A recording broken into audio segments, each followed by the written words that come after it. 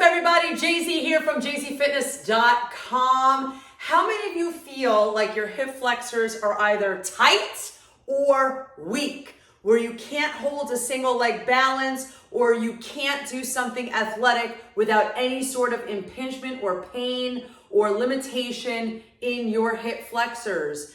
Es problema. And I'll tell you why it's a problem. Because your hips are part of the natural pendulum motion of your leg, going through a range of motion when you walk, when you run, when you jog, when you squat. Everything requires those hip flexors to be functional. So let's regain some function. Before we do that, please subscribe to my channel, because many times people bring things to my attention. I try to create these short videos for instruction, but also bringing awareness that some of you might need to be assessed by a professional before you begin these types of activities. And if you've been assessed, but you just don't know what to do, then let's dive in together as a team. Let's keep this simple because I know time is of essence. So I'm going to give you my top 3 strengthening activities for your hip flexors, along with my top 3 stretching or flexibility moves for your hip flexors. Ready? Let's go. So first things first, let's just make sure we have all planes of motion attacked with your hips, because your hips, there's a whole compartment. There's a lot going on, lots of muscles that attach to the hips. So we're gonna do circumduction, you're gonna do external rotation, internal rotation. Notice I have my hands on my hips to keep my hips stable. You're gonna do leg abduction, and then you're gonna do leg adduction. Make sure your hips are neutral. You're gonna do hip flexion. Bring that knee toward the chest, neutral spine. And then you're gonna do hip extension. So just drag your toes along the ground, hip extension. Do 3, 3, 3, and 3 through all of those. And then of course, switch sides. So external rotation, internal rotation. You have abduction, go away from the body. Bring your leg in toward the center line of the body, adduction, hip flexion, knee towards the chest. And then we have hip extension, go back. You can even lift it a little bit without hyperextending that lower back.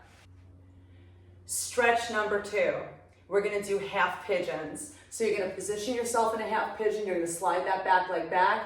Bring the left knee to the left wrist. And you're gonna take your arms down. So we could do a couple things here. You can take your right hand over to the side that's gonna get into the lumbar spine, and then take your left hand on the same side of the knee, and it's gonna get the right side of your lumbar spine in through your lats, and then bring it up. So it looks like this. Neutral spine, as you come down into a little bit of flexion, bring it over, stretch, bring it to the other side, and stretch. Bring it back to center, slide your way back. So it's not really neutral spine, it's more spinal extension at the top. But notice I'm coming down gently is what I meant to say. You're bringing yourself to the side. You're still stretching that bottom leg. You're doing this 3 repetitions. Boom. And then you're gonna switch it out. So slowly tuck the back toes, send that back leg back into like a plank, and then bring the right knee to the right wrist, slide that back leg back, and then nice and slow, bring it down, drop your head. So now that my right knee is forward, bring your right hand towards your right knee, stretch that left hand over, switch sides, other way, nice and slow, bring it in, and push it up to not neutral spine, but a little bit of spinal extension. Then slide it down, nice and slow, take your time, descend to the earth, bring it over, try to keep this hip toward the ground, and then nice and slow, bring it the other way, stretch, get across the body, get that contralateral stretch, because that's gonna go into your lats, and it's really gonna open up those hip flexors. And then last but not least, you do a number 3, drop it down, bring it over. Take your time as you transition. There's no rush. When you stretch, you really want your brain to connect. It's called neuromuscular facilitation. We're really getting the muscles to coordinate with the brain. Next up, you're gonna take your left leg into the elbow of your right arm. So the left foot is gonna go by the elbow crevice. Grab with that opposite hand and then come underneath. with a straight back, it's like you're rocking a baby. Rock-a-bye, baby, on the treetop. When the wind blows, the cradle will rock. All right, so just do back and forth, nice and controlled.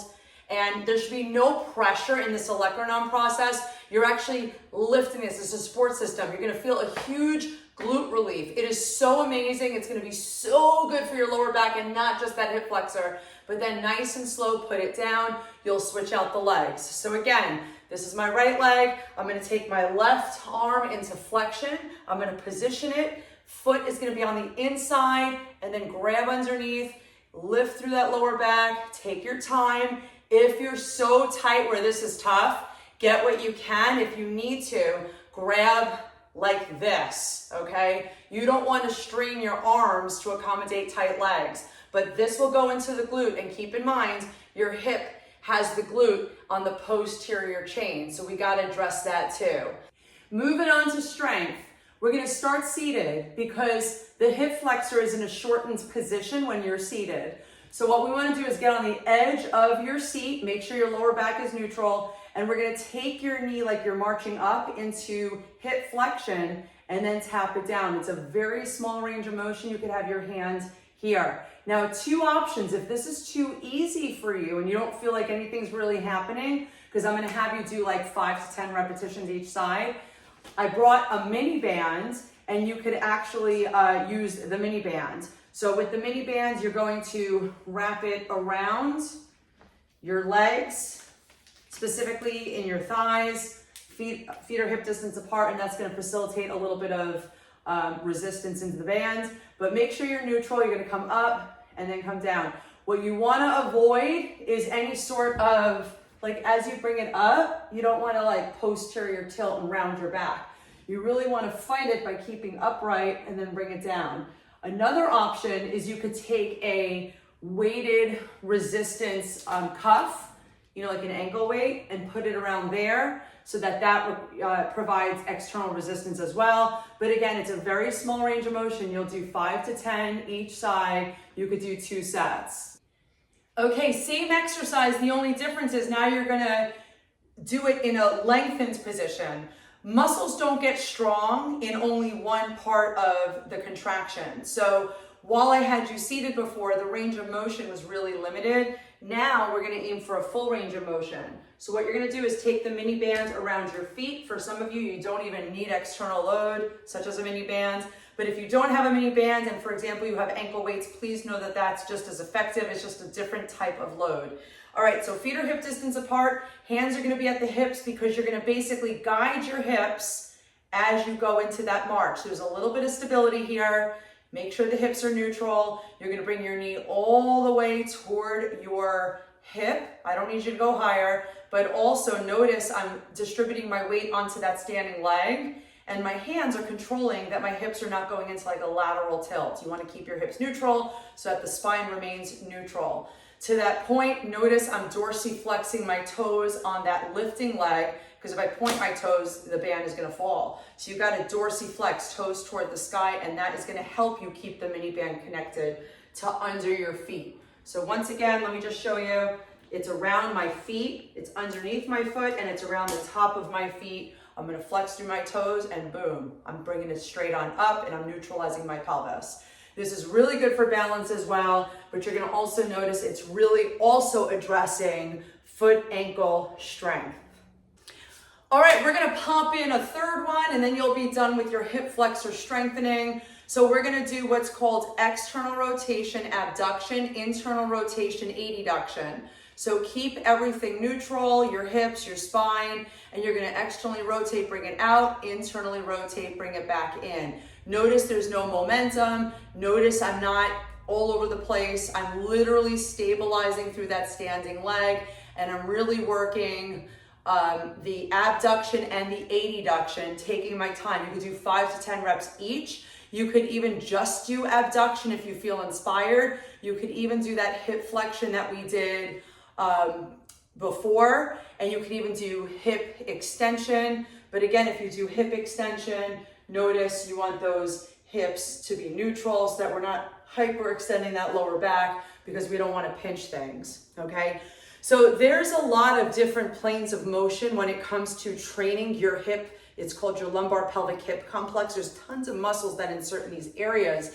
But one thing to note is a lot of people are on time constraints. So I limited it to 3 flexibility things and 3 strengthening exercises so that you ultimately can get started. And once you feel more progressed, then we could add on, okay? So comment or message me directly if you want more, because there's so much more in the roster of things to do. We just got to give you just enough so that you get it done, but not too much where you're like, oh, that's just too much to do, okay? So one step at a time, people, one step at a time. And please subscribe, comment, send your suggestions. I'm here to help you maximize your potential by optimizing your health.